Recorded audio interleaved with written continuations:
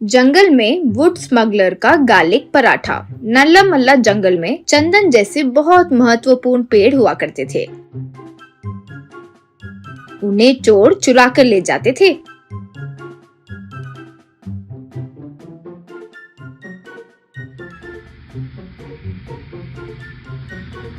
इससे एक दिन फॉरेस्ट ऑफिसर प्रदीप को उसके ऊपर का ऑफिसर बुलाया। अब प्रदीप से ऑफिसर, देखो प्रदीप, तुम्हारी कैपेबिलिटी मुझे अच्छे से पता है, इसलिए तुम्हें यहाँ बुलवाया। तुम क्या करोगे मैं जानता नहीं, बस उस स्मगलर को तुम्हें पकड़ना होगा। ये काम तुम्हें रोकना ही होगा। प्रदीप, सर वो मैं देख लूंगा। मैं इसके लिए एक प्लान ऑफ एक्शन सब तैयार कर लिया है सर। अब तक पकड़ने के लिए जंगल में बटालियन के साथ जो जाते थे वो ठीक नहीं है सर। उसके लिए सिर्फ मैं और एक कांस्टेबल जाएंगे, वो भी मामूली बेश में। यूं कहा तब officer, very good very good, तुम ये टास्क पूरा करो, तुम्हें एक अच्छा सा किस दूंगा। यूं कहा तब आश्चर्य होकर प्रदीप, क्या सर, क्या बात कर रहे हैं? किस क्या है? तब ऑफिसर, अरे वही भाई, प्रमोशन दूंगा। तो मैं ऐसे ही बीवी के साथ जो बात करता हूँ वैसे कर लिया। यूं कहा तो प्रदीप वहाँ से हंसते हुए चले गया। फिर अगले दिन बालू नाम के कांस्टेबल को लेकर मामूली वेश में प्रदीप जंगल में गया। बालू से प्रदीप, देखो बालू, हमारा ऑपरेशन के बारे में बहुत सीक्रेट रहना चाहिए। हम पुलिस वाले हैं कहकर किसी को पता नहीं चलना चाहिए, और साथ ही साथ ये जंगल के बारे में जो सब जानते हैं वैसा कोई इंसान की जरूरत है जिस पर हम विश्वास कर सके। यूं कह रहा था तो उनके पास राजेंद्र नाम का एक व्यक्ति आया।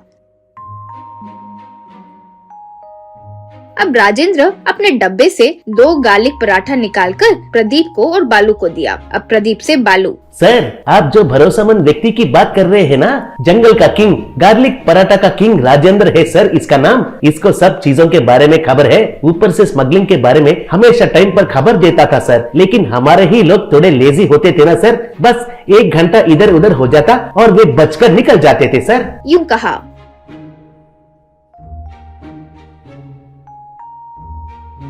फिर राजेंद्र प्रदीप और बालू को एक जगह ले गया। वहाँ बहुत सारे पेड़ जड़ से काटे हुए नजर आ रहे थे। अब राजेंद्र, देखा सर, चोर कहीं के सोने जैसे पेड़ को कैसे काट दिए। इन्हें देखने पर रोना आता है सर। कभी कभार तो उन्हें मारने का मन करता है सर, लेकिन क्या करूं, मुझे कुछ हो गया तो पुलिस वालों को रास्ता कौन दिखाएगा सर? आपको गार्लिक पराठा कौन देगा सर? यूं कहा। फिर कुछ बातें पता करके प्रदीप राजेंद्र को वहाँ से भेज दिया। ऐसे कुछ दिन बालू, प्रदीप, राजेंद्र तीनों मिलकर जंगल में घूमने लगे। कभी कभार राजेंद्र इन्फॉर्मेशन दे देता, लेकिन प्रदीप पुलिस वालों के साथ जब तक जाता चोर वहाँ से भाग चुके होते।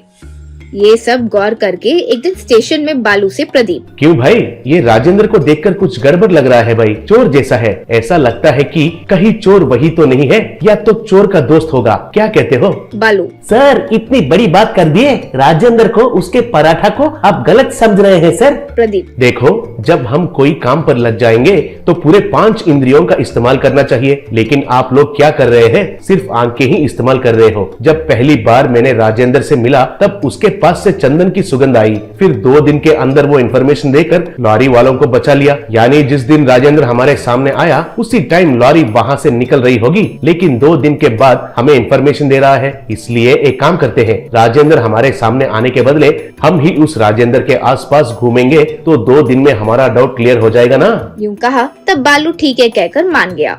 अगले दिन से प्रदीप और बालू राजेंद्र से चुपकर राजेंद्र का पीछा करने लगे।